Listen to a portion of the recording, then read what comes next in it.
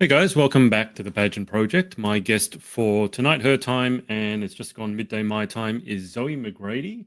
I'll just read out her bio. She is an engineer, professional model, content creator, and youth mentor based in New York City. Zoe attended Duke University and obtained her bachelor's in mechanical engineering in 2019. Since then, she worked 6 years in Fintech, became a professional model working for brands like Under Armor and Sephora, and began pageantry where she placed 3 times top 3 at Miss New York USA. Both as a mentor and a content creator, Zoe now shares how she succeeded in many male dominated fields and pivoted into the beauty space while facing multiple childhood adversities. The biggest was overcoming abuse and the challenges of a dysfunctional upbringing brought on by parental addiction. After embarking on her own self healing journey, Zoe's initiative Thrive Beyond Survive is focused on sharing her story and personal lessons to help others facing adversity get out of survival mode and be able to thrive in life. She was recently first runner up at Miss Cosmo USA. Well, Zoe, that's quite a resume. Welcome to the show. How are you? Hi, I'm good. Thank you for having me. What's been keeping you busy today? You seem like you're someone who's always on the move.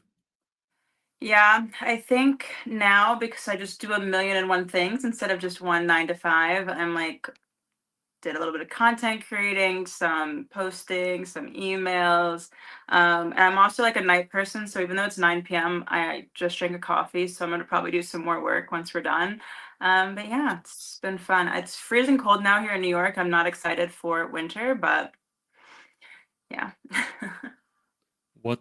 I was in New York once for a New York winter, and as an Australian, I almost froze to death, but it was just for a 24-hour visit. I came from Wisconsin because I was working in Milwaukee, Wisconsin, and it was winter there. And I kid you not, the boss got me to boil a kettle of water, go outside, throw it up, and it came down as ice slash snow. So, does it ever get that cold in New York? Thankfully, not in New York City. My mom's side of the family that was from northern New York, like closer to Canada, and they will get like multiple feet of snow at a time. So luckily we avoid that, but it's still too cold for me. You look like you're not really a winter person. No. I was just telling someone I like to be on a beach in a bikini. That is where I thrive. Luckily they turn on the heat though in my apartment, so I'm good. But going outside, I'm just like, no. But then you don't go outside, you don't get vitamin D, and then you're just depressed. So it's kind of like catch 22 if you have to force yourself to like be outside at least a little bit. Well, it's funny over here in Australia because we very early on, probably 20, 30 years ago, this issue of the ozone hole, the hole in the ozone layer came up. And so we had this sunscreen sort of public campaign called Slip, Slop, Slap, which was like slip on a t shirt, slap on some sunscreen, and slap on a hat. And so we're all putting on, back then it was SPF 15, then it was SPF 30, now it's like SPF 5 billion. But then people said if you put that on, you don't get the vitamin D. So, but then if you don't put the sunscreen on, then you get the skin cancer. So, how are we supposed to know what to do? I put it on my face and I let my like body take in the rays. I think I'm also a little bit luckier. I can take a little bit more sun than most people. But yeah, you think you just have to do a nice balance. Have you ever thought about traveling somewhere out of the States for their winter and going somewhere a bit warmer? I do. I travel to Miami a lot during the winters as much as possible. I'm actually going this week. But yeah, I mean, if you like go on a few trips, you can kind of break up just how brutal the winter is. And I think just like it's more that it's dark than it is even the cold.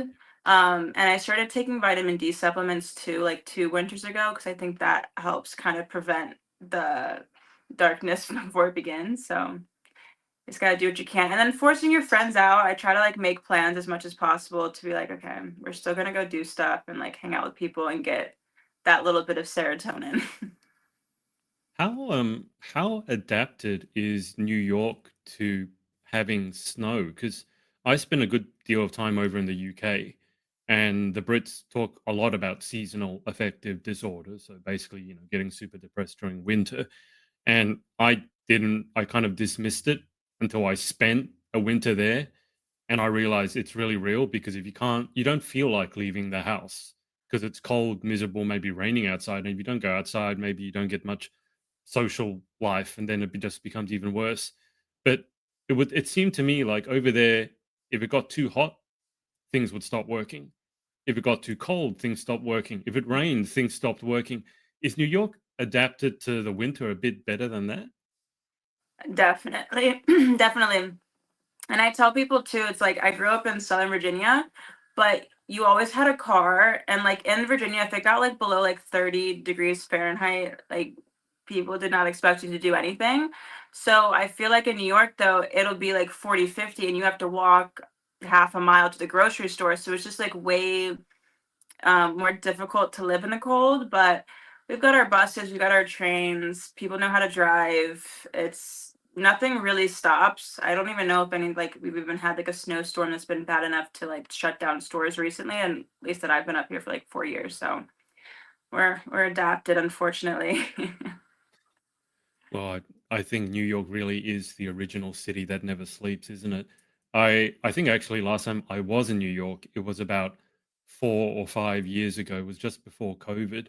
Have there been any? And you said that you've been in New York for 4 years. Have there been any changes overall in New York over the 4 years you've been there? Have you seen anything?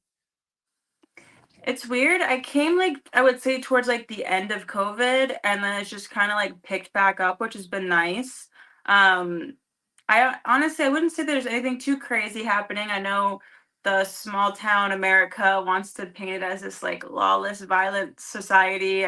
I feel perfectly fine, perfectly safe. Um, Constantly new businesses popping up. I never did really go out nightlife. I think that was maybe one thing that was kind of hit the hardest, but I honestly think that's also a symptom of Americans post COVID, especially like not wanting to just like Mm. go out and drink and party all the time, which may be why the bars don't seem as fun. But I think there's plenty of great restaurants, plenty of stuff to do. I say like New York's the perfect place because regardless of like what your lifestyle is, like if it's health and Mm. fitness, a nice balance, nightlife, like whatever, you can kind of find your niche, which I really love. Um, and I kind of have my hand in a couple of those different pots. So yeah, I go out like once every few months for girls' night out or something. So I don't really know. It's the two things I remember about New York, and tell me if they're still the case. I was over there, and I had a tour guide. Basically, she was a friend I'd interviewed, and she took me on the tube, and she said, on the tube, if you don't use your elbows and stuff to get people out of the way to get out, she said you will die inside there.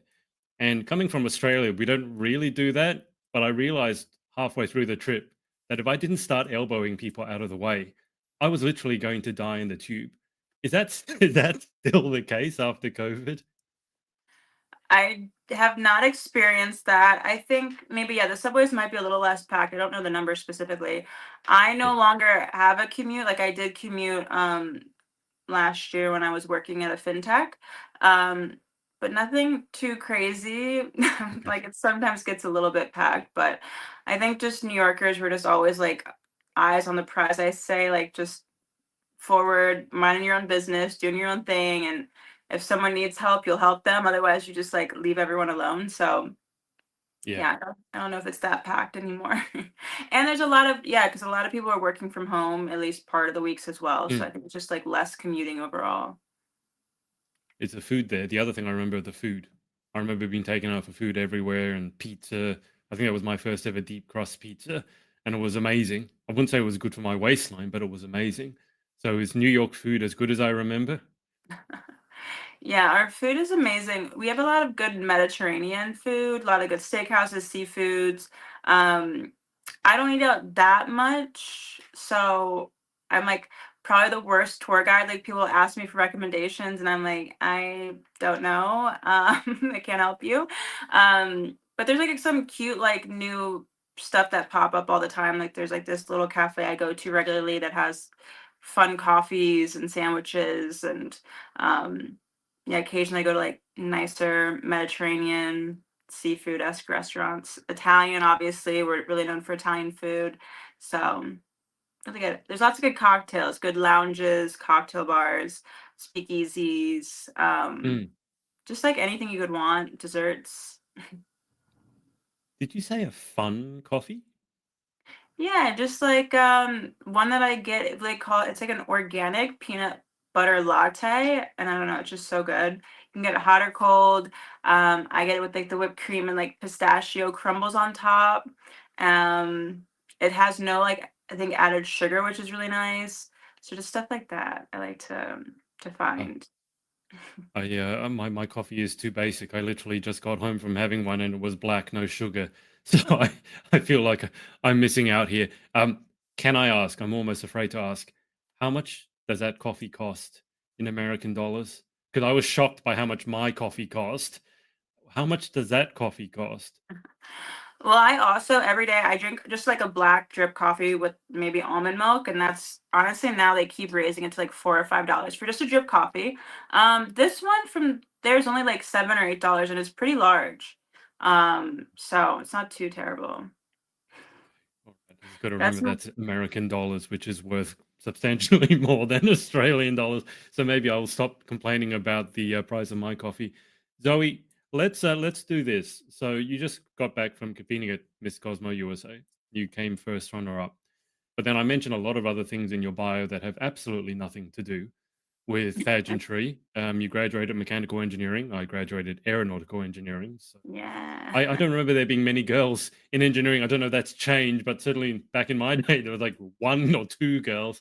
Um, but how does someone with your bespoke resume, it looks like there's a lot of accomplishments there, what got you into pageantry? Like, paint the picture. What happened? Honestly, I think it begins at like such an early age. I tell people I was adopted. I'm obviously a mixed woman. I was adopted by white parents in an all-white town. I'm really tall. And I just like remember like anywhere I looked, I just like didn't fit in, like physically did not fit in. I was not gonna like blend in with the crowd. And then combine that with the fact like from a child, I loved math, I love science, I wanted to be Albert Einstein. I like dressed up like him for many Halloweens. And so I was just like that person that was like going to the beat of my own drum. And I knew I wanted to be successful again from like an early age, and that was not going to come by just like following the rules or following what I had seen before me. So I was always doing weird stuff. I joined my high school wrestling team as the only woman. I was a straight A student throughout high school, and I eventually got into Duke. I didn't know anyone. I just like randomly Googled like what's a good school to get into because being from my like small town, I didn't see any representation of the things I was wanting to achieve in life. Like I wanted to be Albert Yeah. Einstein. I want to change the world. So I luckily never limited myself, and I credit that a lot again to my coaches and my teachers who were like, "You are special. Like, focus on that." And I get into Duke.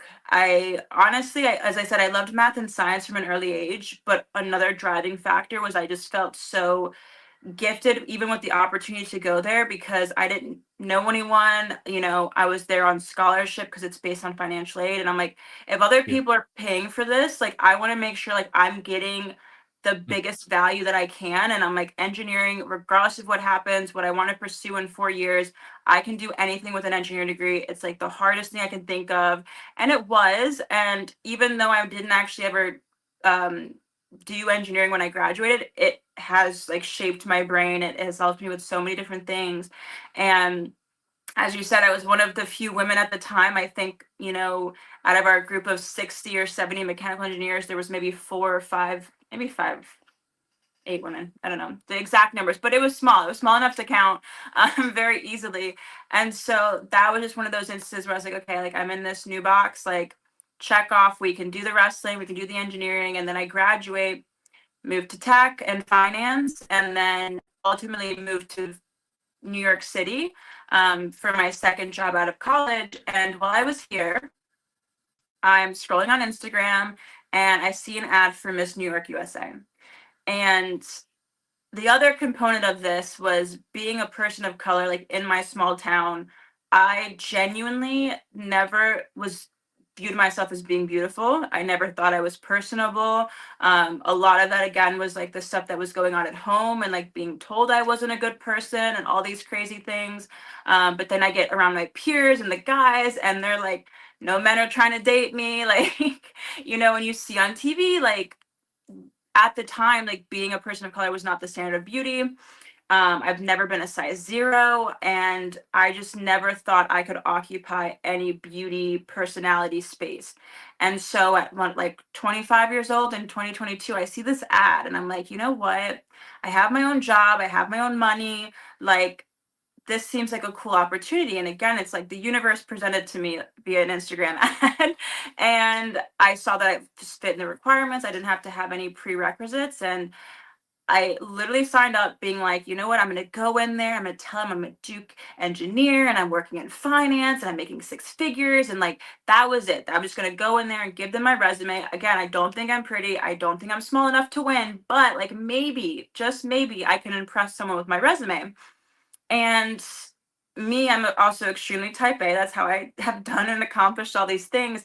So as I'm starting to do all my little research that I do and like reaching out to like, okay, you got to get a coach. So then I start reaching out to coaches and you start talking to people and they're telling you like, one of the first coaches I actually spoke with, thank goodness I was self-aware enough to recognize this, but she tried to basically be like, oh, well, just focus on your dress needs to cost this much and you need to work with this trainer and you need, just very cookie cutter, copy paste, didn't care about me, didn't even listen to what I said. Cause I'm like, I just told you I'm a wrestler. Like I've been working out for years. Like I'm not paying for a trainer. So it was like, okay, we're good. And I met other coaches and as I'm talking to other people and I'm telling them like, oh, like here's my resume, tick, tick, tick. And then I started telling them like the true background and, being adopted, being born to an addict, the physical and mental abuse that I had went through for so long and the combination of what that got me to where I am today. But again, I was still so like shy. Um, Mm. and they were like, Zoe, like that's what you need to talk about in pageants. It's not your resume. No one gives a crap. No one's crowning women because they, honestly probably make people feel bad if you're just like, here's everything I did. That's perfect, right?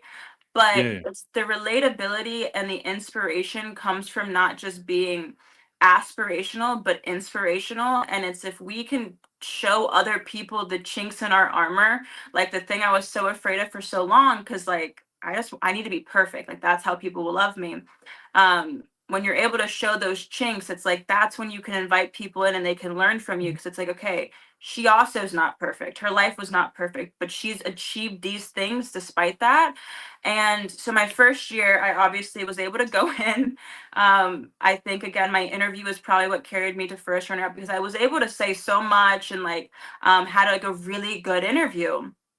My walk was fine. I always tell people I've been practicing my pageant walk since I was like 15 years old, watching America's Next Top Model, doing my little walk down my house, but it wasn't that good.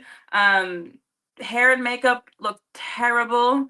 I had the same gown as like 4 other people, but the judges must have connected with me. And at the time, though, I wouldn't have said healed from my traumas yet. I was able to talk about it and say like despite that, but to the point where I am now, what is it, 3 or 4 years later, to genuinely have healed from all of that and to know myself and whatever since then and like be able to actually speak to other people about how they can get through this and how they can also heal through things has been such a transformation. And so it's like from year 1 to year 2, I'm like, well, I both want to come back because I want to make sure this is not a fluke, that I wasn't just handed first runner up for some reason. No, I genuinely, my brain is obviously my biggest hater. I genuinely was like, I don't know if that's like a fluke. Like, I still was not believing I was beautiful. I still was not believing I was likable. And so but again, if I'm going to do this, I'm going to do this. If I say I want to model, I'm going to start to model. If I say I want to mentor, I'm going to start to mentor. So between year 1 and year 2, I obviously was able to excel, learn more about my hair and makeup, get even better outfits, practice my walk even more.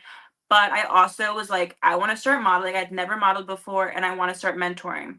And so I reached out to some organizations and had the opportunity for like the first time in my life to like speak to kids again. And I'm like, you know what? Oh, I'm like not that bad with children. Like I can also connect to them and like help them. And at the time, it was more so talking about my career in STEM than the Yeah. things I genuinely wanted to talk about, which is overcoming truly adversity and healing and all these things that I think too many people are afraid to speak on. So, and I was able to start modeling. I signed with Wilhelmina at the time and come back the second year, and I feel way more prepared. Not perfect because this is my second pageant ever, but I feel way more prepared.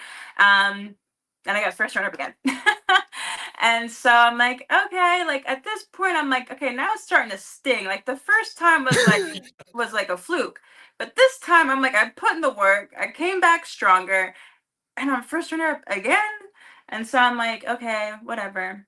Um, and I come back, and I'm at this point, I could not have done anything else because retrospectively, you know, people want to give you their 2 cents, you know, oh, it was because at the time I had really Yeah. bad Yeah. acne. And it's, oh, Yeah. if you just clear up your skin, and oh, like we love your body and you're so fit, but like maybe if you could just lose like a few pounds because like you are like still a little thick. You know, and I don't give a lot of regard to any of these things. If anyone ever told me to get any plastic surgery, I'd end the phone call immediately. But I'm like, okay, my skin I'm gonna clear up the skin.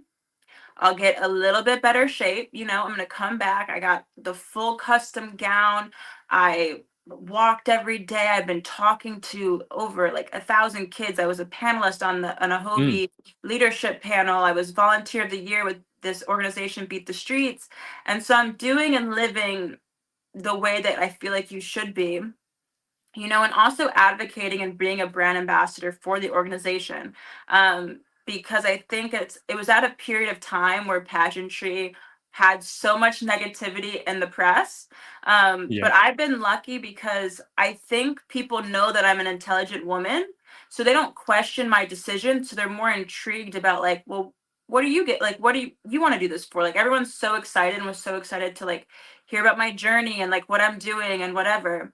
I got over like a $10,000 worth of sponsorships. Mind you, I have less than like 5,000 followers on my Instagram. I had all these people on board for me, supporting me, helping me. And I come back and could not be more proud. Um, and suddenly I get second runner up. And it's at those points where it's like you also then have to have enough self-worth, and integrity, I think is the right word, to know when you are and are not wanted in spaces. And I think a lot of organizations, the older I've gotten and like the more I've participated in all these crazy things I've done, I've learned that a lot of them thrive maybe on people needing the organization. And so Mm. it's like, I'm sure if I just kept coming back, maybe I would earn my spot, or like maybe it would be my time. And I think people love to use that phrase in pageants. Like it's just not your time. Like maybe it'll be your Yeah. time. And it's like my logical side of the brain like doesn't think that that's how it should work. And I think, as I set out with some goals. I wanted to help people, to mentor kids, to model, to do all these things, and it's like I did it on my own.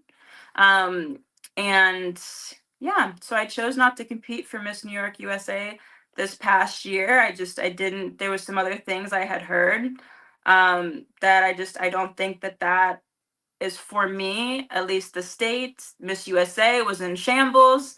And I'm like, Yeah. that's also not what I stood for. I was like, my whole point is I will never be put into a box.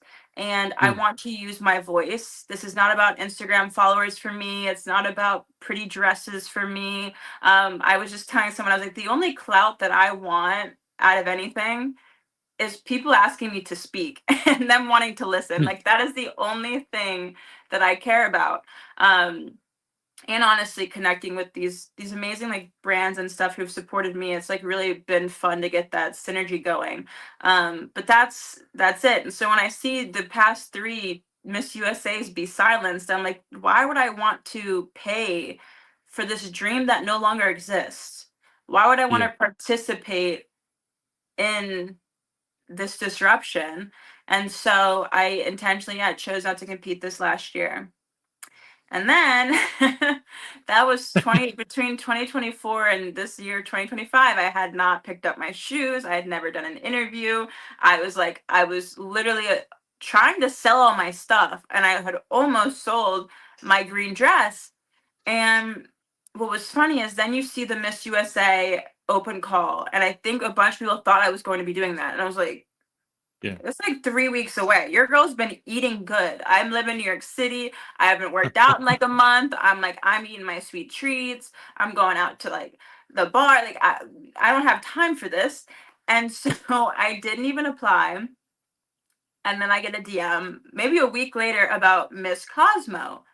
And I initially go, I'm not in shape for that. Anything else, I could spend the next, 2 weeks prepping my walk, my talk, whatever. But I was like, physically, like, I'm not in shape for this, and that's not something I can get back overnight. But then they're like, no, no, like, you should do it. Like, I think you have a really good chance. And I was like, you know what? Just like with wrestling and just like with Duke and Miss New York, it was like one of those things that was like presented to me that I didn't seek out, where I'm like, okay, like maybe this is for a purpose. And at the Yeah. end of the day, it's also a good test to see like how prepared are you really? Who are you? Like, were these flukes like in the Miss New York system? Like, I'm going to go do something where I don't know any of these people. I don't know any of them. And it was also this really amazing potential opportunity to be like the first ever crowned, I guess, Miss Cosmo USA, Mm. and in 3 weeks be able to go to Vietnam to compete on an international level. Once again, like what I wanted was to have this huge platform and to trailblaze. And so I went in and I was so anxious all week because my type A self, I'm like, I didn't prep as much as I want. Like I don't feel as in shape as I want. And like during prelims and stuff, I would text my coaches and I'm like, I don't look like I want to be looking right now. Like, oh my God, I think I screwed up bikini, like all this stuff. And, fast forward, I ended up getting first runner up again. um, and I think it was Shantae who just competed at Miss USA. She got second runner up. And she made the exact correct point. That is better than being first runner up. And I don't, you have to remember, like every year there's one winner and there's one first runner up. Everyone else is third place or later. And I don't think people understand the psychology behind like being first runner up. Like Mm. you were this close. Like you were the difference between 5 seconds between you potentially going to represent and 5 seconds of you leaving with nothing. Yeah. That's it. If I was when I was second runner up, which I got at New York, was better than being first runner up because at least you had time to like process like, oh, like okay, Yeah. I'm not going. And I think it was especially tough because I know I did a really good answer. I know that I had prepped in 2 weeks' time. I knew that like something must have connected. I was like so in awe because I didn't have a single person there for me in the audience. And after I gave my like final answer, like almost all of the audience was like shouting for Wisconsin, which was the state that I was just representing randomly. And like it's just this amazing feeling to know that you were able to move a bunch of people that you don't know, but then Mm. also just like such a dagger to the heart to know like it still wasn't enough. And so here we are. What is it, a week later? Maybe finally recovered on sleep. Um, to not know where pageantry lies in my life anymore, but it's changed my life for the good. I just don't know what's next. I mean, there's so many different parts there that I could dig into. Um, but let's start with the most recent thing. I mean, the first runner up, I've always said that's the hardest position to land because you're there, you're normally having to hold the winner's hand, and then you have to, be there, look happy. Hopefully, you are happy if the person's crown you think is deserving. You're not just faking it. and then you have to, get your thing, your crown, your flowers, whatever, and then back you go because it's not your time. But I was just having a coaching call with someone earlier this morning for me, and I said this multiple times, and I'd be curious to get your opinion on it. I don't like this idea of young women competing on the pageant stage and really thinking that the judges really know who they are and have really got to, and that they really are somehow experts. I know that they can be experts in their field. I'm not dismissing that. But what I'm saying is sometimes they will look at one piece of, like, on the scorecard, one piece of a word. And I said to this girl, because she was told she needed to be more personable, right? Have more personality. Now she's very intellectual, very sharp witted, and she's young. And I've heard from working with teenage contestants, the feedback they get is, oh, you interview so well, but you sound like a miss, right? And so you need to sound younger, which in my brain goes, so you want them to sound more stupid, is what you're saying, right? Otherwise, you're not a teenager. And as someone who is very intelligent, I kind of take offense at that. It's like, just because she's more intelligent than you, maybe you feel threatened by that. That doesn't mean you should say that she doesn't have a personality. But can you just speak to how much do you take the judge's feedback on board? Now, I don't know if you get specific feedback, but obviously the position itself is a overall feedback. But sometimes I think there's a real big danger in women taking their pageant result too seriously, in the sense that, oh, the judges must be looking for this. And sometimes I say, you know what? Sometimes the judges don't know what they're looking for. They'll never tell you that, but really they're just voting for the prettiest, the skinniest, their favorite, because they're motivated, like everyone else, by their subconscious biases. They just don't know it. So can you just give me your feedback on everything that I just said? I have a lot of thoughts.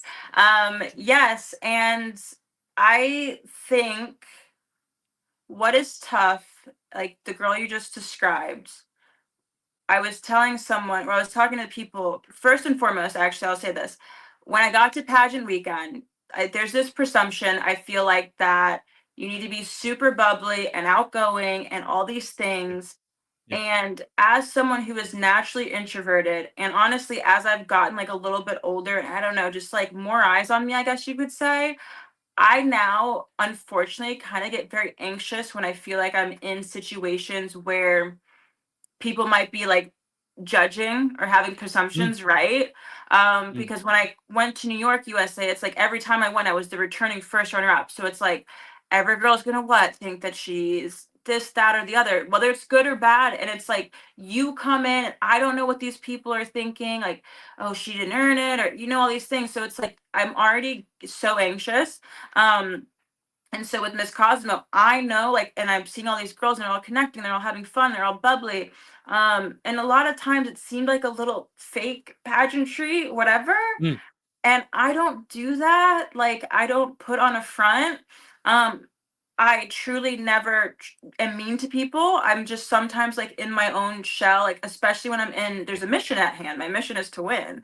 And I've had 2 weeks to prep, so I'm like more in my head than I would want to be. But I was also trying to run a social media account that I just got 2 weeks ago. I'm looking over all my notes. I'm trying to practice my walk. And so it's like one of those things where it's like when you're not naturally extroverted and you're not naturally, the funniest or the bubbliest person, it's like you kind of feel like that maybe hurts you in this mm. industry, which I Yeah. don't think is fair at all. And that comes to one of the points. I think when it comes to in-person judging and whatnot, not even for interview. I guess it could be a little bit interview.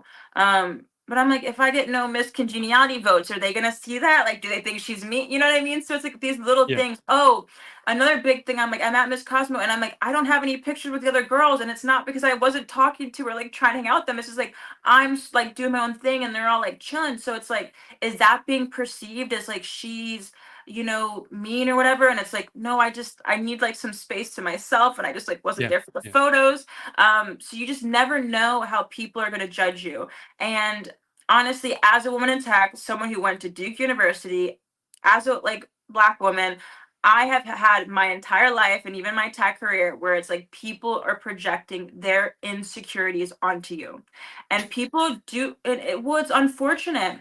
And no one wants to use the words insecure. No one wants to use the words jealous. No one wants to use these words for some reasons, and especially in pageantry. But as you said, we all have our own biases. We all have our own insecurities. We all have our own backgrounds. We have all have our own way of functioning in the world. And I think it's really unfortunate when everyone's supposed to fit in Mm. this little Yeah. box. And I do think sometimes, potentially, when it comes to judging, it could be, well, if I'm telling someone I went and did all these things and they didn't, like, are they going to be Yeah. upset about that? Is that going to make, because if you make someone feel bad about themselves, they're not going to want to prop you up. And 100%. so it's like those things of like, you don't want to make other people feel bad, but it's like me listing my accomplishments, subconsciously doing that is me, talking about my healing journey versus like someone who didn't go through a fraction of the trauma I did, but they get to be all happy and bubbly and, you know, hee ha ha with like their girlfriends and talk about like, is that being put on a better platter just because they are more extroverted and positive? And I don't think there's wrong either way, but I Yeah. think, sometimes it's nice to have both voices propped up and like both people have equal opportunity. And so I think what you said is like, I don't think anyone's going to go in there and be like, I'm looking for this, and this, right? Mm. I think we all have standards of beauty, which that's what these are. These are beauty pageants, which is perfectly Yeah. fine. But then I think once you get past the beauty, then it's like, okay, well, who do I relate with more? Who is more understandable? And there's another thing that I was also just talking to someone about. When you are like me and you spent 28, 25 years of your life feeling ugly and worthless and unlikable, and it's like almost like a switch. There's like, I don't know if you've seen it, but it's all over like TikToks and stuff. It's like, when did you learn you weren't actually ugly? You just grew up in a predominantly white town. And so when you haven't had that revelation in your life to like genuinely how you're perceived, for me, genuinely Yeah. switched overnight from when I moved to New York City at 25 years old. I was like, my life has changed. My Mm. perception of myself, how I get treated, has changed over these last 3 years. And I think a lot of people maybe see this super confident, successful on paper woman. I've been laid off twice. But they see like all the front and they're like, oh, this girl, she's just probably full of herself. She thinks she's better than me. She's blah blah blah blah. And it's like, no, but I just found out who the heck I am. Like, I'm gonna embrace Yeah. this. I'm gonna bask in it. I'm gonna, take full advantage of it. But then I also want to help other people feel that. And I think because of that mindset and having, as I said, being in the tech jobs and being projected on of other people's insecurities, I move in the world differently than someone who's been told they were beautiful since they were born. The same way I think like a tall man might move differently in the world. Someone who comes from wealthy family moves differently in the world than like those of us that are finally living this like new life.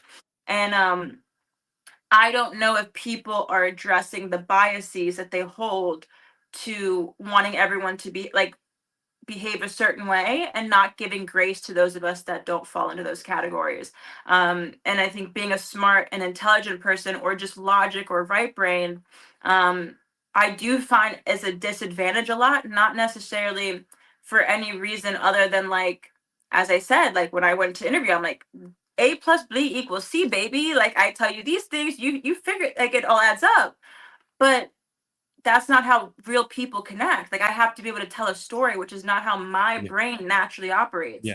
But there are so many women you meet and they just light up the freaking room and they've been operating that way their entire lives because they're probably more in the creative than the logic side of things. And like that's such an advantage. It's like that's the thing that I'm constantly having to like work on and work through and like, overcome. So yeah, I think it's just honestly, I think that when directors get judges, they all love to say, we're not telling them we're looking for this specific girl. And it's like, But you don't Yeah. have to say that, right? Like, you don't have to put a girl's name on a piece of paper for this thing to be rigged.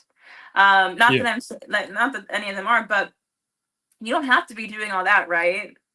But if you pick people who come from certain backgrounds and then you want them, you know what I mean? Or you tell them Yeah. I'm looking for something very specific that only one of the girls that you know is coming is looking for, that can definitely sway the judges. And I think, I don't know how much the directors or people who are selecting the judges are making sure that they are going against their biases, right? Like, we know they exist. How much training and talking have we gone over? So Yeah. I don't know. I think the answer to that question is not enough. Yeah. Um, and I know that because I've had so many conversations behind the scenes. And when I hear that a director has actually taken the trouble to have like an orientation, even an hour, even if it's a Zoom meeting, 30 minutes, 60 minutes to sit down with the judge and say, this is what we're looking for, not from a point of what she looks like, but I think it's very important. Okay. Do we want someone who is doing charity? Do we want someone who can be a brand ambassador? And I Yeah. say no harm, no foul, as long as you are clear about it and you're not misleading the women. That's why I have a real problem. So if you just want someone who's a size zero in a bikini, okay by me, but you tell the Yeah. girls that so you're not wasting their time, because I find it a huge mark of disrespect. Someone like you who's worked in, these big high pressure, jobs, and they're wasting your time saying, "Oh yeah, you got a chance," when you never did. Well, That's the it's part that also really I irks me. tell people, yeah, I feel hoodwinked. Like, not with Miss Yeah, Cosmo, but with the USA system, like, I felt hoodwinked because the amount of times I was being an ambassador for this organization, saying it stood for all these things, giving all these opportunities, that end up not being the polar opposite. Like, I look bad now. I look bad. 100%. Yeah. Yeah, So, it's that and that's when thousands of dollars. It's not even the time. Besides the hundreds of hours all of us have spent that are competitive, thousands of dollars we've yeah. invested in time and energy and reputation, for things that don't always seem to be kosher. And I Mm, think that's where, luckily, with social media and stuff and whatnot, people are becoming a little bit more enlightened to these things. And I think yeah. the only thing we can do is vote with our wallets. And, Mm, you know, for a lot of states, they had the lowest number of applications this year. yeah. Um, a lot of those of us that were multi-time first runner-ups and could have returned chose not to, very intentionally. And I think that all sends a message that this needs to be changed. And giving kudos to the Miss USA organization and Tom and them, they have literally did the 180 that this organization needed. Yeah. And I'm super excited to see what the queen gets to do this next year. But that's what you do if you're going to be a leader.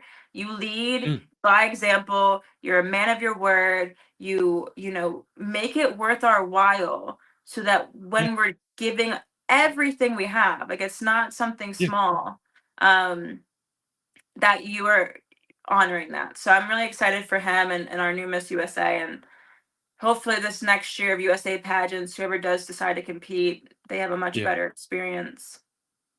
Well, you and me both. I certainly hope, because I interviewed Tom maybe a couple of months ago. I interviewed him the week before he announced he was the new owner of Miss USA, and everyone thought I had an in on it. It's like, no, I didn't, because if I did, I would have asked him about it. But I wouldn't be at all surprised if Miss USA, the participation numbers go up again Oh, now. They at 1000%. least begin to climb. Um, the scary thing to me, Zoe, is nothing he said was that light bulb moment of, wow, I've never thought of that. It was basically respect the girl's time, put them first, be honest, communicate, don't block people just because they disagree with you. I'm like, yeah, that kind of makes sense. But then, Tom helped found GoDaddy, and it's like, yeah, that's what you would do in a business, isn't it? You don't go into business, tell all the customers they're wrong, cut off all the communication, Yep. charge them through the nose, and then not deliver. Because if you Yep. did that, you You'd would be have out no of business. business. Yep. Quite rightly so. But can we back up? I need to talk to you about this whole needing to be bubbly thing. You should have coached the girl I was coaching this morning, because she would have learned a lot more from you. Because this literally became the point. I said to her when they said you didn't have personality, because that's like she's got personality, right? So it's like, Yeah, what do you think that really means? And it really came down to, I don't think you were bubbly enough for this person's liking, right? yeah, And I come from a very traditional Asian family. It was never about being bubbly and emotional. It yeah. was almost the opposite. Your worth is based on what's in here. And so, I got top half of 1% in the entire sort of Australia for my graduation. And so for me, it was like my worth is based on being right here. Yeah. And so you learn to value that as you're growing up because that's what you're rewarded for: high marks at school, scholarships, etc., etc. And then you get out into the real world and you find that actually, that intelligence, Doesn't mean sometimes it's a much. double-edged sword. Yes. And you know what was really funny? And I'll get your thoughts on this. I put up a tweet. It was Twitter then, now it's X. And I just said, intelligence and pageantry can be a double-edged sword. And someone commented back and literally just said, wrong. And I bit my tongue because what I wanted to write back was, well, I'm sorry, you're not intelligent enough for it to be a problem. But I've spoken to multiple pageant girls who are so intelligent, and they have to dumb themselves down to appear palatable. And the game is a game, right? But I dislike that. It's like if you're going to go out on a date with a man and you have to pretend to be dumb because otherwise he feels threatened by it. I think that's stupid too, right? And so, can we just speak a little bit more about, because bubbly is one thing, like I get it. You want the person to be relatable, fine. But there is more than one way to be relatable. Yes, there's a person who walks in the room, life of the party, and I can't do that. This is the reason I want to ask Oh, you. I have a same. monotone voice, I have resting Same. bitch face, Same. and so I was emceeing a pageant, and the director told me, "Can you sound a bit more excited?" And I feel like saying, "I am excited. This is Yeah, my normal voice. yeah, It doesn't yeah, go up and down. Like, well, what do you yeah, want me to do?" And so I've always felt conscious, like self-conscious about that, because yeah, I won't look excited. And part of that is, I grew up not showing emotion. So it's yeah, kind of hard to get out of that habit. But I have a coaching session with someone, and 50% of the time they end up in tears, not because I've been yelling at them, but because they've uncovered some sort of trauma or realized the truth about themselves or discovered their worth. And I'm like, you know what? That just might be more inspirational and aspirational than me yeah, walking through a room like, yeah, so yeah, can I yeah. get your thoughts on that? It really, to be honest, it really annoys me. It's like you expect me to be, you know, The same $10 as the million half people. of the time. Well, I also, I that's like me 1,001%. That's same exact experience. And then as I was describing earlier, I'm just then extremely self-conscious because am I like not having a smiley enough face? Am I not like doing Yep. this or whatever? And I didn't even notice how monotone my voice is until I started doing content. I was like, oh wow. I was like, is there training? Like, is there training for this? I don't know. But this is the part that sucks. I was like, if we were all meant to be that person, we would all be hosts and interviewers and all these things, and that would be like the only path. Also, with um, pageant queens is to become MCs and hosts and whatever, but Mm, that's not what everyone wants to achieve. And mm, so I think those people do an amazing job at making all of us feel yeah, so well and so comfortable. And I meet people like that all the time. Like I honestly find myself attracted to those people, and they tend to be like my good yeah, friend is like the life of the yeah, party, the person that loves everyone. But that's not me, and it's never going to be me. The same way that I was able to get first runner up on my first pageant. I was able to get first runner up with 2 weeks notice is because of my type A, get to the facts, like being able to be like, here's what we need to do. And being able to do that so seamlessly, my ability to problem solve and innovate. mm, I hand sewed a corset into my gown to make sure it fit, spray painted my shoes. I had to fix my earrings with strings so that they broke. Dyed my own hair extensions like that. Those are the skills that I bring. And we only have so much brain capacity. We're not all going to be perfect. And so it's unfortunate sometimes like different things are valued more than others. But another thing I noticed is like in those big groups, I'm like struggling to talk and like to get the photos, but knew every time I talked to someone one on one or two on one or three on one, Yep. we'd have great conversations and I could give Yeah. insightful information. And it's like, why is that less valuable than the person who can go into a room and yes, make everyone feel good in a big group versus like, I know that I have touched so many people either one on one or in a different environment.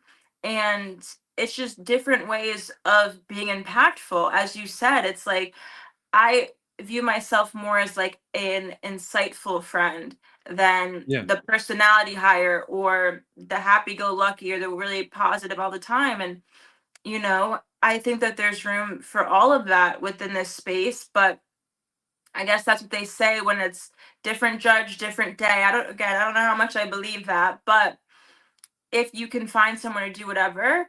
Um, I don't. I tried never to dumb. I don't wouldn't say I would ever dumb myself down in pageantry, but yes, you have to. I got to make sure I trauma dump because if I just go in there and tell you the things that I'm doing, then it's not good enough. Um, and even on this past, I'm like, dang, should I not have mentioned that I went to Duke? Like, should I have not mentioned I was an engineer? Like, would that have won me the title? Like, if I hadn't just said this one thing and they didn't know about that accomplishment, like, would that have made them feel better? Um, Yeah. my first question was they asked us our favorite celebrity on our info, and we had never had that at New York, so this was like the first time, and I had all this stuff, all my stuff, my platform or whatever, and the very first question, the woman goes, Kim Kardashian, because that's who I had listed as my favorite celebrity, and again, my coaches tell me, Zoe, like you shouldn't have her written down as your celebrity, and I'm like, if I wrote anybody else, that'd be a lie. It'd be a lie for the pageant. My thing is, first and foremost, I don't idolize a single celebrity. I can't tell you half their names. I don't follow a single celebrity on social media. I don't compare myself to other people. I don't believe in celebrity culture. Nobody is perfect. But if I'm going to be asked, I will absolutely say Kim Kardashian. And I know that this woman probably thought that she was going to stump me. Like it was not a like, oh, like tell me. It Mm-hmm. was like Kim Yeah. Kardashian. And so I'm like, yeah, she's a mother, an activist, a multi-billionaire, an entrepreneur, a business owner, someone who may be controversial, but very rarely do you change the world and change multiple industries and come up the way that she did without having Mm. some controversy now and again. That's what I could have said Taylor Swift.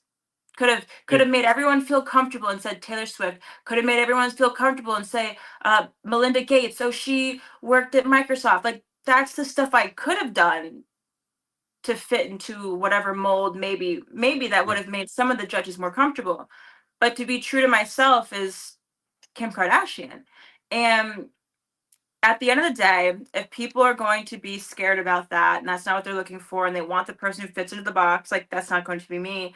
And I do worry that sometimes when you don't fit into the standard pageant mold, it scares people and maybe scares like the judges, especially ones that aren't in pageantry, that you might be a bit of a wild card. And honestly, it correlates very well to dating. I often feel like when people see that you're so multifaceted, it's less certain for them for a job, a boyfriend, a pageant, because their fear is that one day you might no longer match the person that they think that they have committed to, Yeah. or you might go off the railing. But the funny thing is like I'm always me. Yeah. I'm probably the most predictable person. I'm going to do everything in a measured way. I'm going to take advantage of every single opportunity. I'm going to say what I'm going to do that I'm going to say. I'm going to stand up for injustice. That's pretty secure of who you're getting. But I think when it's not what we've seen before, it does scare a lot of people. And, that's my other fear. Maybe coming off as too logical or too intelligent, but sometimes being like too afraid to fit or not willing to fit into this mold that we've seen time and time again. And I don't know if you saw my top two answer, but that's kind of what I said. I was like, we have the opportunity to redefine Mm. pageantry here. You know, and not that it needed to just be with me or any of against any of the girls, but it was more so like that's what I want to see in pageantry.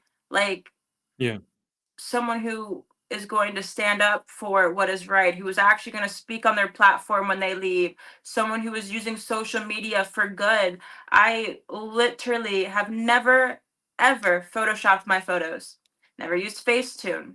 I showed up with acne when I still had acne. I told people I was on Accutane when I started Accutane. I've talked about all of my life like traumas. I have talked about losing weight and gaining weight and working out, eating healthy, and all these things in a way that I just don't see Mm. from almost anyone else. I think we often talk about authenticity in pageantry. Um, I feel that sometimes it's thrown around a bit too much and it's used as a buzzword. Yeah. And I very often feel when people say authenticity, it's like a pageant acceptable version of authenticity. And I'm not saying that you should share absolutely everything, because there's a time and a place for everything. But if I bring it back to the young woman that I was coaching this morning, and we were talking about how can she can be more relatable because she's very sharp, and she's been told that no, she needs to show her personality more.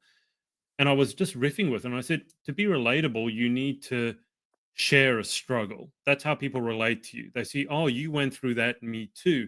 And what was really interesting with her, I said, because I asked her, have you ever shared about your struggle? And she said, oh, I hate that. I can't stand people who talk about their problems all the time. And I said, look, I really get that, because I remember growing up, again, very traditional Asian family. I remember it being drummed into our skulls. Life isn't fair. No one owes you anything, again and again and again. So if I have a problem, and look, I've had very severe mental health problems. I'm sure you've had your issues too. I wrote Yeah. a book on it, for God's sakes, and the first line was, it's a funny thing contemplating taking your own life, because I've been there twice, right? But it was, and I don't know, in your own journey, how difficult was it to get to the point where you felt comfortable talking about some of the struggles you've been through, but not in a way that was, "Oh, look at me. Yeah. I'm being authentic. Now love me, because look at." I really, that irks me, Yeah. especially when someone doesn't have a lived experience with it, and they're kind of, I'm not gonna say faking it, because I don't wanna be unkind, but they're exaggerating it because it's the malady of the day. And I'm like, "Look, I get that you put it together a platform, and I know you got a good heart, but I've actually been there and I know what it's like." But from your point of view, like, because you were mentioning that I think early on you didn't want to talk about any of that stuff, and it just really reminded me of the young woman I was coaching this morning. When when did it become more comfortable for you to share that you weren't perfect? Well, I had the exact same mindset. I think, as you mentioned earlier, the household you grew up in, emotions off.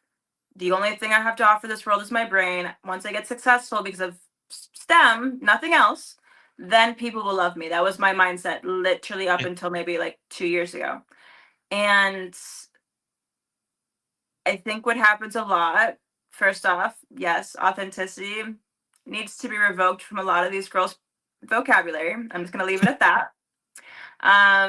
But with pageants, and it's so weird because it's like, then why pretend to have a platform? But what I've noticed is it's really easy to use two lines, right? You just have to say it once in the closed door interview and once in your top five answer to get the crown.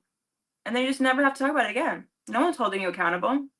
And Mm. so I have noticed that a ton of people, they use the one line, they maybe put something in their bio for a few weeks and then it's gone. Poof. Never to be heard of Yeah. again. Um and for me, in the same vein of like, I don't care about emotions. Who cares about what I went through? I didn't really know the words for it. Until I like was doing the more research of like what do we call this, and um it it's a lot. Basically every check mark you can think of, been there, done that, experienced it. um Mine was just compounded too, I think, also being adopted and being a minority and all these Mm. things.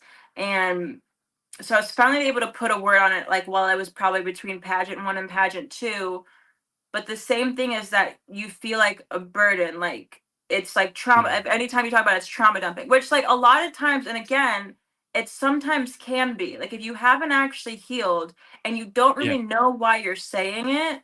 Like I think it probably took me a year or two to say like I have faced abuse or violence, to then like, okay, but like, why am I mentioning that? Like, what does that mean? Yeah. And I think some of it's cathartic therapy almost, of being able to finally speak it out loud after being silent for so long. Mm. But if you're going to pursue pageantry and you're going to use any of that to be your platform, you have to have a purpose for why you're saying it. And Yeah. I think it was around the second year, I was like, okay, finally, like, my purpose is to tell other people about how lonely and how dark most of my life was. And Mm. despite that, despite there was all these temptations, I could have done drugs, I could have gotten pregnant, I could have done well in school, I could have gotten in an abusive relationship. I had my teachers from such an early age being like, "You're smart," and I'm grateful. They're called also, I don't know if you know the ACE score, adverse childhood experiences. Um, there's a scoring system, so it's called ACE. I want to talk about it more, but most people don't know what it means. But ACE is adverse childhood experiences, and that can be abuse, violence in the home, divorce, death, whatever. So it's like a number of things. And the more that you've experienced, the higher your Mm. score. The higher your Right. score, the more likelihood later in life that you will develop addiction, depression, anxiety, all these things. And I was so strong. There was a lot, like a few times of like some mental health, like tough spots, but like Mm. I always tell people, um but never, it never got so dark, and I could never figure out why, as obviously some people have experienced. And they're called protective factors. And so that is having outlets, healthy outlets. So Yeah. family members who don't do drugs, teachers and coaches who you can lean on, sports, school, like things that protect you from the adversity that you are facing. And so for me, as I said, I was so lucky. I was good at school from the moment I started school. I had teachers, I had coaches, I did sports. So I had all these things protecting me from the adversity. So even it was like a conundrum, because Yeah. it's like, oh, this is so hard, whatever. But I have an escape, a healthy escape. I didn't have to lean towards drugs or these things or abuse relationships, because I had school. I knew that if I just tried in school, I could do that. And so as I was doing more research into these adverse child experiences, part of it is the mentors, it's those coaches, it's those teachers. Yeah. And so for me to be able to use my voice and to be able to speak on these things that no one wants to speak on. No one wants to speak on, child abuse. No one wants to speak on Mm. addictions. No one wants to speak on true mental health problems. We just want to talk about, I'm anxious and, sometimes depressed, or, the lighter, what are the other pageant platforms we see a million times over? The stuff that's like way Yeah. more digestible. And it's like, but we don't need more of that. I'm not helping the world talking about STEM. I'm not Yeah. helping the world, talking about how sometimes I'm anxious walking in a room. But I can help these kids because I know, because I've talked to so many adults now, my friends, people I meet, about the stuff I went through. And they're telling me they went through similar stuff, sometimes less, Yeah. sometimes worse. And I'm like, oh, everyone has something. And Mm. so if I'm able to tell young kids, not that I'm this perfect person who went to Duke and got an engineering degree, but I'm to where I'm at. I've been laid off twice. I have a Duke engineering degree, but also my home life was terrible. And there were so many times it would have been so easy to give up. But if you don't and you keep pushing through school, and now one of the organizations I volunteer with is a wrestling based nonprofit here in New York City, you stay in the sports, you stay with wrestling, you do all these things, there is a light at the end of the tunnel. And so that's why it's important for me to talk about the things I went through, not for me to trauma dump, not for me to, do whatever. It's because that's way more impactful than me coming in as a beauty queen at 28, being like, here's Yeah. life, it's perfect. Like, just keep doing school, guys. And like, STEM's great, like women in STEM. My biggest contribution is to show you that your path does not have to be the pretty bubbly thing that we all see all the time. That Mm, you can write your own path, that you can overcome these things, that your past and your current environment does not define you if you don't let it. And every time that there's a bad option, and every time you choose to take the non easy way out, it will pay off in the future. And so I think finally understanding like that's my purpose. I said my purpose in pageantry, but honestly, just purpose in life and like why I yeah. continue to talk and to share is because I just know that no one's talking about it. And I think that's the difference between, okay, one, if you're going to have this be your platform, it needs to be legitimately Mm, legitimate that you want to do this, legitimate that you want to speak about it, and legitimate that you see how it can make change and that you're healed from it and that you're not just trauma dumping or trying to, get sympathy or XYZ. And I think that's how you overcome that, like, whatever. I'm like at this point, I'm an open book because, again, as I said, I like to be the insightful person. I've done so much work, yeah. read so many great books, and I've genuinely healed so much, like, truly healed. Um, like, probably my most peaceful I've ever been. And I told people like a year ago, I was like, I think for the first time in my life, I was happy. Like, I finally feel happy. Not in a relationship, don't have a title, don't have a job now. And I'm like, but I'm happy. And it's because I was able to overcome and to build a community of my own outside of the toxicity that I was granted in this life. So yeah, I think that's what's a good point to be able to share your stories, hopefully authentically. And not Give just for give a me crowd. your thoughts on self-awareness. I think you've mentioned it multiple times. I spend a lot of time in my head thinking about problems and how to solve them. It's like Yeah. my drug is problem solving. You give me a problem and I'm going to solve it, almost to the point where I wish I Yeah. could stop. But I keep saying to the pageant girls, the clients I work with, the biggest thing you need to practice is self-awareness. Self-awareness, self-awareness. How are you coming across? What are your weak spots? What are your blind spots? Get coaching, get feedback. And I just see again and again, especially in pageantry, and I only say that because that's the field I work in. I know in general there are a lot of people out there who aren't self-aware, but I'll take an example. Like, people will have a platform, right? In pageantry, they have an advocacy, they have a platform, and it never really reaches anyone. You know what I mean? Like, outside of their friends and their pageant besties who say, "Yay, amazing," which is great, be supportive. It never cuts through really to the general awareness. And I think it's because they're presenting it in too pageant a way. You alluded to this before, where it's like this, it's almost like a sanitized version, right? You can talk about depression and anxiety, but you have to do it only so far. And by contrast, I remember when I was writing my first book that was on women's mental health, and I was interviewing the women one on one.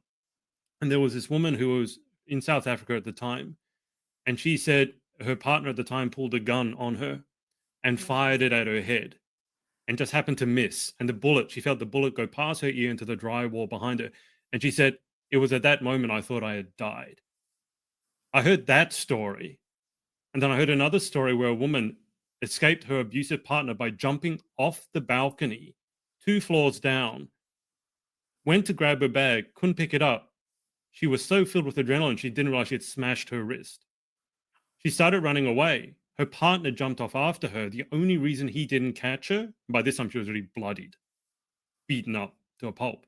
The only reason he didn't catch her was he jumped off after her and smashed his ankle. So he couldn't run. And so when people present, like, and that book, by the way, that went on to be a #1 bestseller on Amazon. But that was Wow. dark, dark Yeah. stuff, right? And I did a day of that, and afterwards I felt like, oh my God, I need to lie down for a week. And then sometimes I see the advocacies, and it's like, guys, I can tell there's nothing really here. And I can tell you're coming from a good place, but this is where, again, the self awareness comes into it. How are you going to make this a real thing? How are you going to make this believable? And, more than that, what do you want to portray and project as a pageant girl? Because we throw that around. What really irks me is when people say, as a role model, I want, and it's like, well, when did you bestow the title of role model on yourself? Because doesn't that seem a little bit self-serving? Like, shouldn't someone else have to say you're a role model? Just because you have a title doesn't mean you're now role model material. And then we have all the pageant ways of answering things. But I feel self-awareness is absolutely key, and being able to be a leader. The thing is, it's not always palatable. So maybe, pageantry has to have a discussion about that.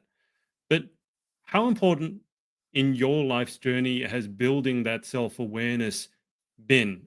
And I ask this because if someone wants to interview me, you can't stump me, because I, and I don't mean that to brag. I say, because I've probably thought about this 100,000 times already and had a very nuanced discussion in my brain about it. That how important has self awareness been in your journey? It's funny. Exactly what you do is me. I've thought through everything. Well, now, especially with content creation, modeling, pageants, in this new realm, I'm like hyper critical of everything I do. As I said, no one told me this, but I'm like, I talk and I'm monotone. I don't, I don't know how to, I can try to fix it. I've tried. Yeah. And I'm like, but no one, I wasn't waiting around for someone to tell me that. I think that there's a difference between people who strive for excellence and people who are striving to be maybe recognized. I think Mm, that there's two different people in this space. And that's what I tell people. I'm like, I didn't get to where I've not gotten to where I'm at. I'm living, working for myself, freelancing, living in New York City because I get things done.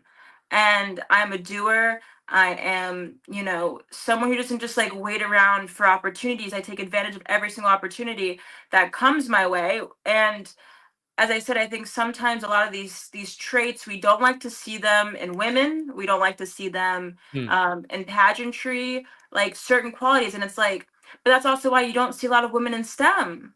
Why we don't yeah. see a lot of women who are in finance making a lot of money. It's because these traits we tell people we want these women in STEM, we want XYZ, but then when we have the Mm, traits that allow us to get there, we don't like it. yeah.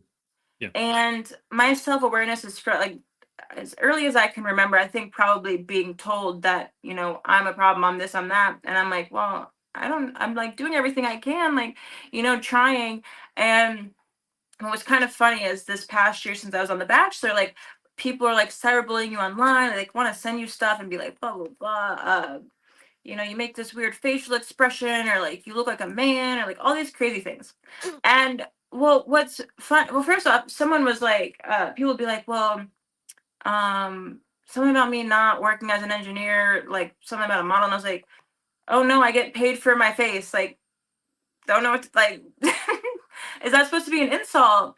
Or they'll say these things. I'm like, I know, I look at myself every day. Like, there's nothing that you're telling me that you've Yeah. analyzed, or like, there was like one I was telling you people. I'm like, there was a scene we were doing a finance competition game. I'm type A. I don't have fun. I'm not having fun if there's a competition. That's not me. I'm not like chill back. I'm like, oh, we've got a goal in hand. I'm going to excel and exceed at that goal. And people be Yeah. like, "Oh, she's no fun." Blah blah blah. I'm like, "Yeah, I didn't Well, claim to be. I did I not will claim say, to can I be." say winning is fun as well? Winning, excelling, exceeding, that's what I find fun. I'm sorry, like, but the thing is similar to like pageants, like, well, you're not behaving in the way we've seen before and what we're expecting, and therefore it's wrong. And like that's the difference. It's like there was nothing wrong about that. Because again, how many people who went to Duke were on The Bachelor? Very Mm, few. It's like, do you guys understood what it like took to get there? I worked since I was 16. I played 3 sports, 2 of which I went to states for. I was a straight A student, should have been valedictorian, ended up salutatorian. always second place apparently, and get into Duke. Like that's the person at 10, 12, 15, 16, 18 years old, all well, going through the crap that I was going through at home. I'm like, Mm. that's how you achieve those things. So it's like you can't have one without the other. And I think people often now see this woman who, yes, I know how to do my makeup and I know how to be more elegant and feminine and classy and all these things. And they just kind of like then expect you to react and like do things in a very specific way.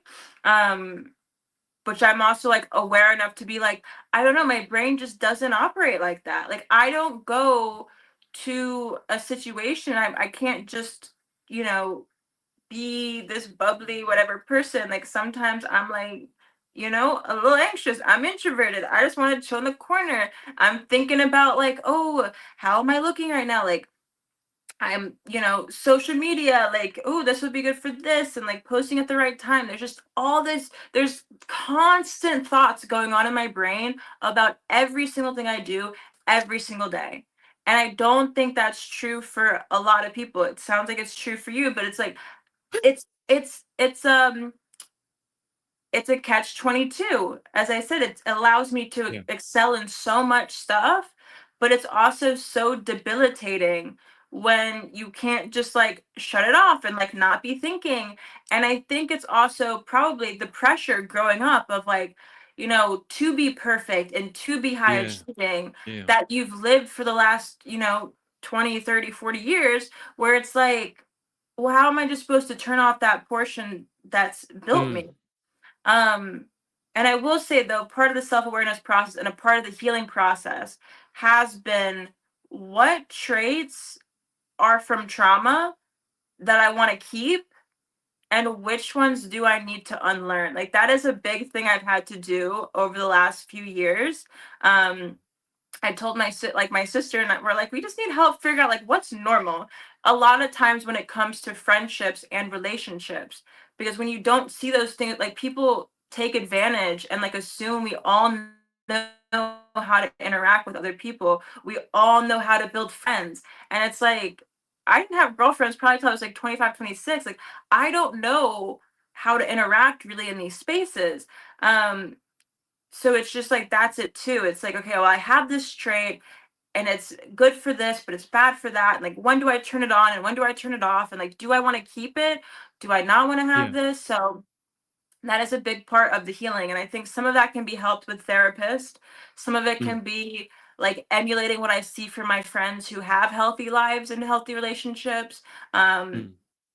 I have been able to become more extroverted as I've gotten older, and specifically with pageants. And I think it's training. It's not all of us Yep. were born or raised in an environment to know how to communicate. And so when you ask me why do I want to do this interview, it's like every opportunity like this is an opportunity to grow. The same way with Mm. when you start modeling, you do test shoots. And what most models probably do is they just do their test shoots, they get their photos back, they let the photographer choose them. When I started modeling, I was like, I want to see all the photos so that I can Mm. see for myself because no one's training you. Oh, I don't like that position. My thigh looks too big. So I'm not going to do that pose again. Oh, I like that. That's a really good angle for my face. So I'm going to start doing that more. That's where you analyze and you're like, okay, like that's how I'm going to grow. So the same thing with talking. Did I like the way that sounded? Probably not. Should I, work on, I'll probably listen to this back and be like, I used way too many filler words, or I didn't like how that sounded, or, whatever. Um, and so, yeah, it's amazing. It helps you grow so well on your own, but it also can be debilitating at times where it's like you're constantly critiquing yourself. And I think it also allows me to critique other people Mm. very Mm. well. I'm aware enough to not tell them unless they ask, Mm. because trust me, I've had people in my life who just give you their 2 cents without asking, and that's a thing I've learned not to do. So Funny because I think debilitating is a very good word for it. I hadn't thought about it like that. Whenever people ask me what I'm thinking, it's gotten to the point now where I will say, "Do you really want to know, or are you just asking?" Because if you really want to know, I'll tell you, but it's not going to be a short answer.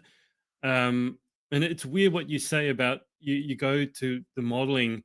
and you want to see all the shots because you want to know basically what's going on, right? Your brain needs to see that so you can formulate your own opinion, and you've got that awareness. Okay, I should do this because again, I had the same the girl that I was coaching this morning. I said, when was the last time you recorded a mock interview answer? She'd never done it. And I said, well, we can't build on nothing. You don't know what you sound like and how you look because you've never seen that. And I get that it can be confronting, but it's not going to lie. So I said that's ground zero. You have to build an awareness of what's working and what's not working. And I say this because I taught myself tennis. I had no natural talent for it, but I taught myself using video, and I would need to see, just like you did with what pose. And I'm sure you could go into the angles of which foot and activating the core a certain way and which, lats. And for me, it was at the angle, this angle, that this works, this doesn't work. And it was just, and I say that, and then I realize maybe that's not normal. No. Because part of that, well, I don't know if you ever had that realization where you go, hang on, doesn't everyone think like this? And then, No. And I'll oh, give you this comparison. And then, so I had this best friend, he's intelligent.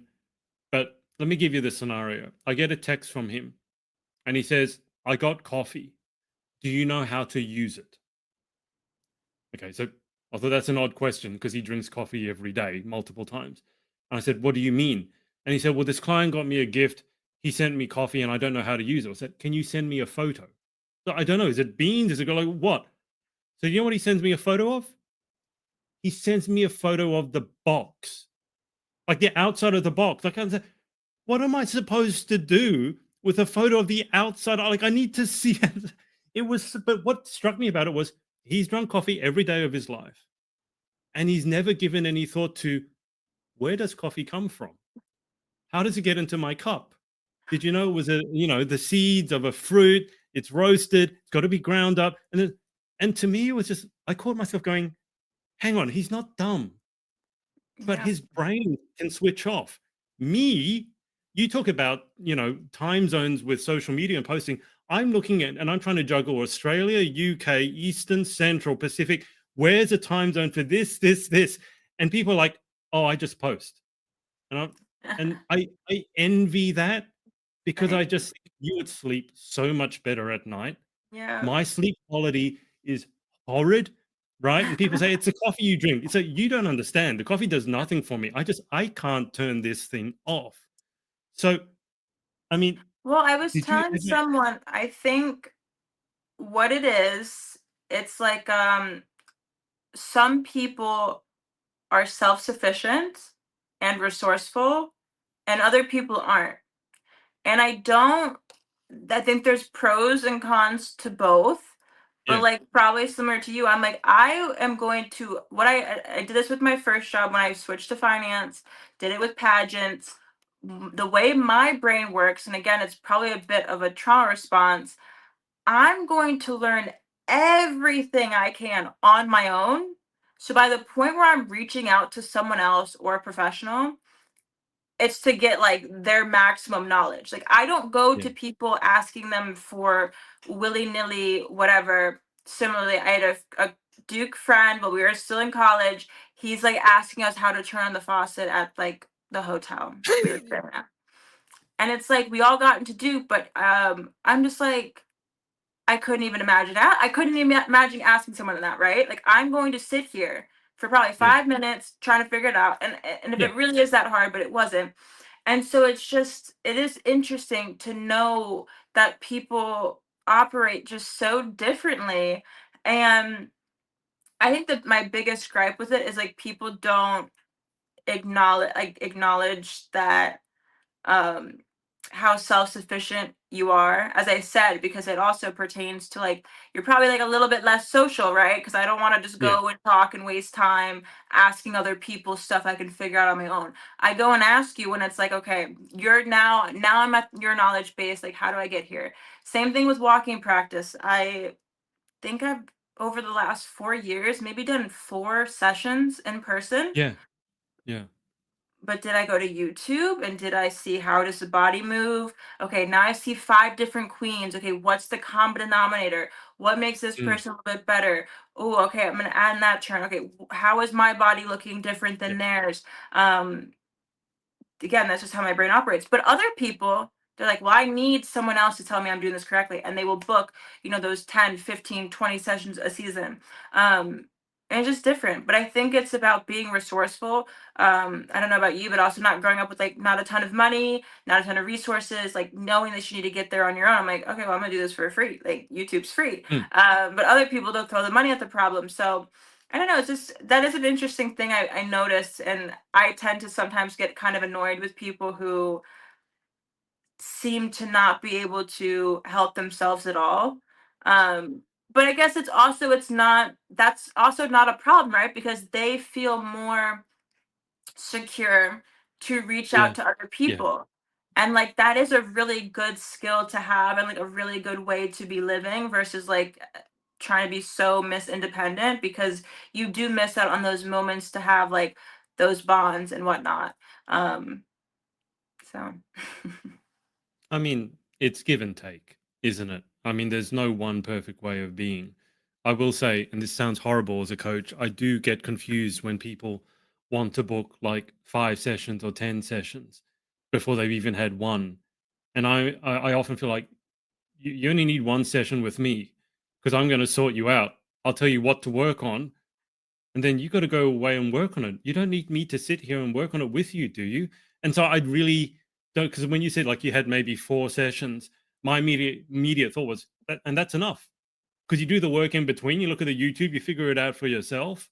I mean, the same best friend I had that I told you about the coffee, he texted me once when we were in college, and he asked me, "How do I take the garbage out?" And I'm like, what? What did I? When do I have to take the garbage out? I said it happens weekly. Like you've never. Anyway, it. Have you found anything that switches your brain off? And I'll preface this by saying I tried meditation, didn't work for me. The one thing that does work, two things that work for me.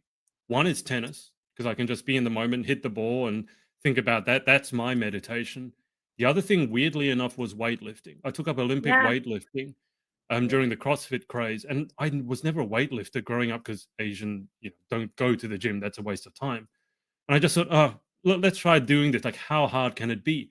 And I fell in love with the technical aspects of lifting a weight perfectly because when you do it, it's so much easier.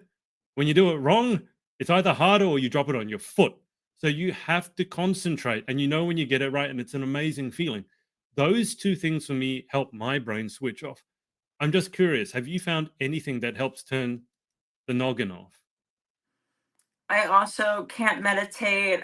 Weightlifting is good, exercising, and honestly, just like blasting music. Like a lot of Yeah. people or podcast or something in the background, like I know is like a very I feel like should not be as helpful as it is. But even when I was in college, I would fully have to study with uh TV playing in the background or like music or a podcast.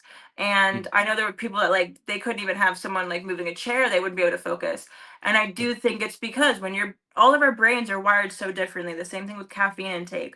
That I do believe that because there's just so much constantly going, that having something to kind of like um, draw the attention does allow me to really Yeah. focus on my task at hand. Like I cannot just sit here and do work. I have to be like two things minimum at the same time. I try not to scroll, but yeah, so that's pretty helpful. And I don't know what else. I mean that's enough. As long as you found one thing to help out turn the brain off, that's probably enough. Um, what's the secret to being a good wrestler? On a completely unrelated tangent, because I had this fascination. You said you were the only girl on your wrestling team. What's the secret to being a wrestler? Yeah. Well, the first year I did it, I came in, I was like, this will be easy. Like, I'm strong, I'm tall, whatever. But when you're wrestling guys, like, that does not mean much. And so my first year, I literally would get pinned in 20 seconds. They would just like pick me up and put me on the ground because I didn't know what to do. Um, Wrestling and pageants are actually pretty similar because of how multifaceted they both are. And I think that's why I really like pageants.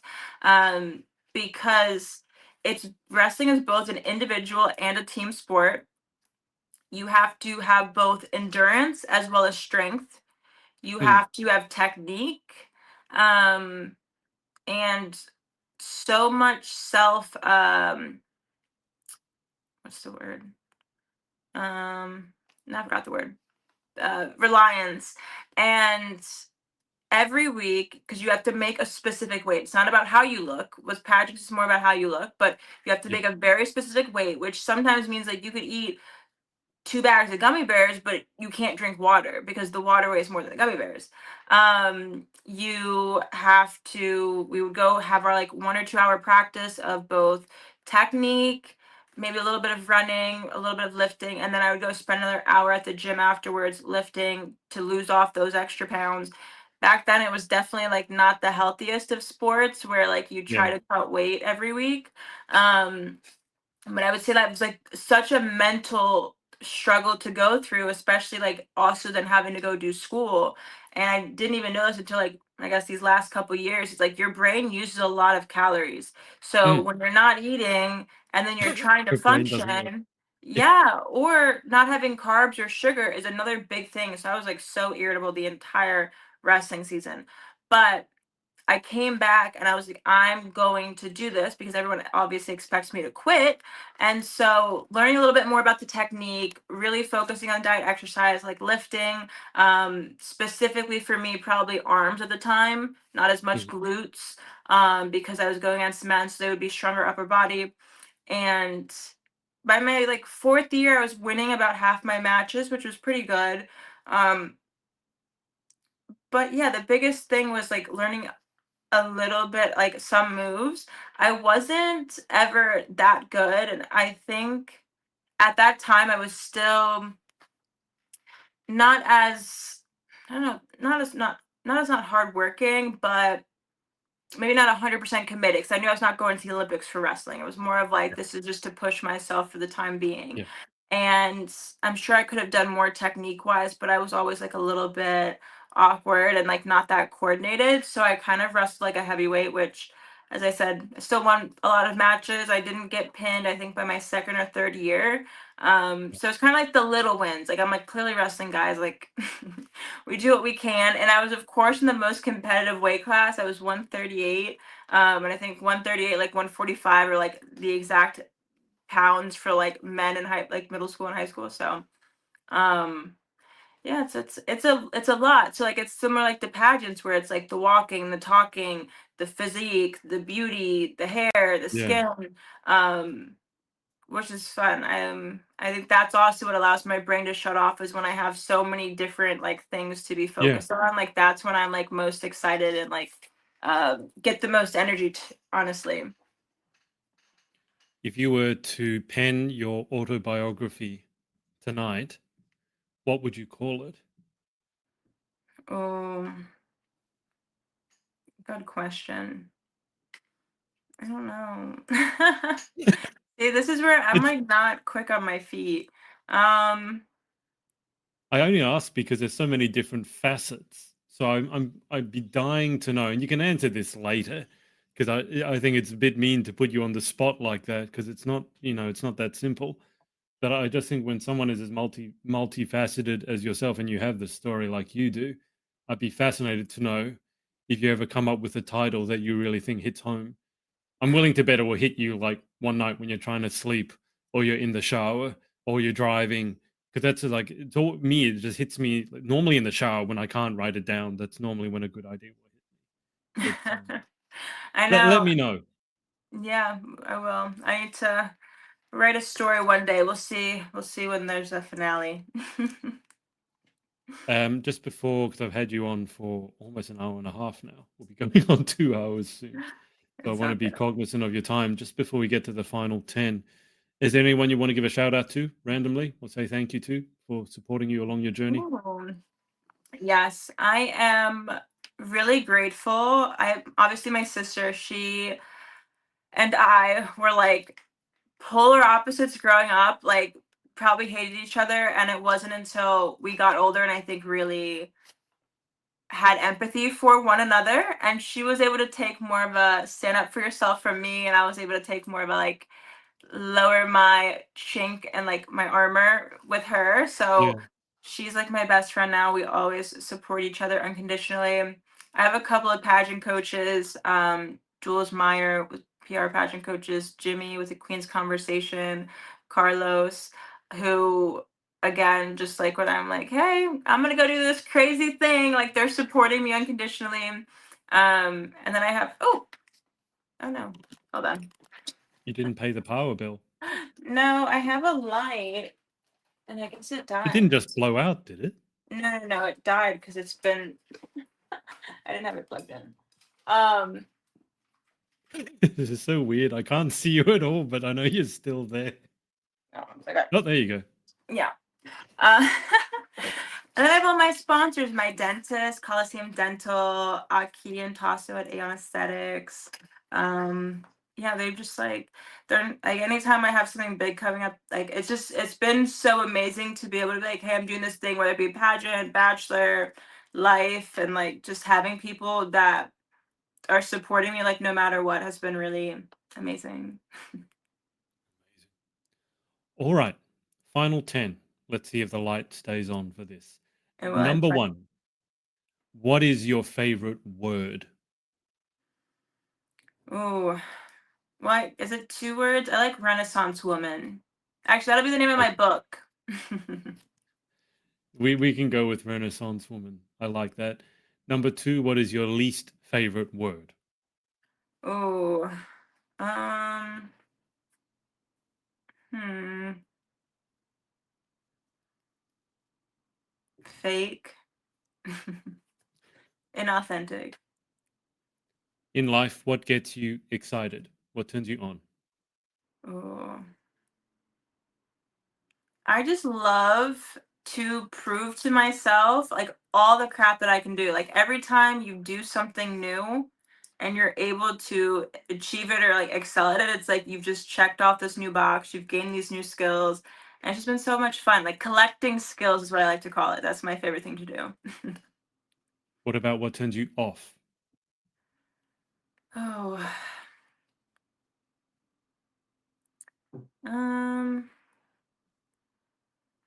I think as I've been in these industries, as I said, between pageantry and reality TV, just seeing a lack of integrity amongst so many people, it's just very weird for me to see so many people willing to stay silent about stuff or participate in like corrupt things because they are hoping that they'll get some gain from it instead of like Mm. wanting to make it better.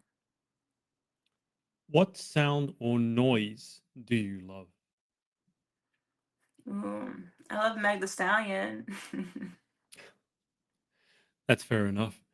What about what sound or noise do you hate? Taylor Swift. Are you saying that just to be controversial, Oh or no, do I'm you gonna really get mean? canceled. Yeah, no, she's so boring. She's boring and basic and yeah. Well, it's Sorry. interesting because I've seen the craze, and it, I kind of get it, but I kind of don't because I think she's good at what she does, but I'm not quite sure how it's gone so exponentially meteoric. Like if you just take the music by itself, apart from everything else, I'm not sure Well, why. as I've said, I think when you're not to be truly great, at sometimes you will be controversial. And that means that you're not going to have like a lot of these like big people have a lot of haters and a lot of supporters, right? And she has Yeah, a ton of supporters because she's not doing anything unique, interesting, and whatever. She's just consistently the same thing over and over and over. And it gives people a level of safety and comfort that they're mm, not going to get with people who are going to experiment and go outside the box. yeah, And I don't know. That's just not, I don't idolize that. I mean, good for her. Congrats on being a billionaire and getting all these people's money. I also don't like the music. So yeah. That's fair. All right, if you could have any one superpower, what would you pick and why? I would like to not need sleep because I'm already like pretty much nocturnal. and a night owl, and like the world does not revolve around being night owls, so it tends to like limit me. What job other than your own would you most like to attempt? Ooh. I would like to maybe become like a public speaker. Like I feel like that'd be fun. What job would you definitely not like to attempt? Ooh. Hmm. Anything dirty. I don't like being dirty. That's answered like a true pageant girl. Uh, Final question. If heaven exists, what would you like to hear God say when you arrive at the pearly gates? Oh. Um, that it was all worth it and that I survived and thrived. Perfect. Well, Zoe, it's been a wild ride. I've had you on for almost 2 hours. Oh my Thank you gosh. so much for coming Yeah. on. No problem. Thank you for having me. Absolutely. I think we covered a fair spectrum of topics right there. Um, I'll keep you on the line for just a sec whilst I hang out with the audience. Thanks everyone for watching. We will speak to you next time.